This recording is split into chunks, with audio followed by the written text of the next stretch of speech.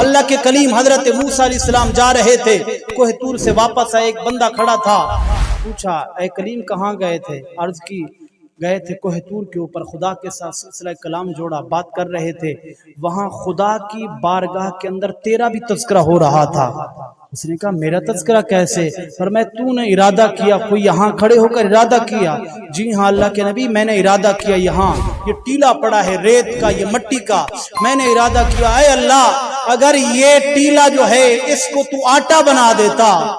میں اٹھا کر غریبوں کو تقسیم کرتا، اگر یہ پولا ریت کا ٹیلا، میں نے ارادہ کیا، میں نے کہہ دیا،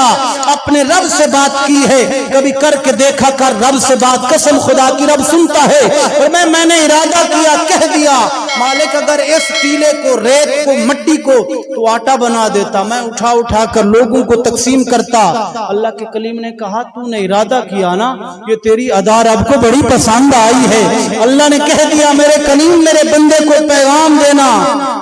اگرچہ خدا نے اس کو آٹا نہیں بنایا لیکن اس جتنا صدقہ کرتا اس سے بھی بڑھ کر اللہ نے تجھے صدقے کا ثواب عطا فرما دیا ہے۔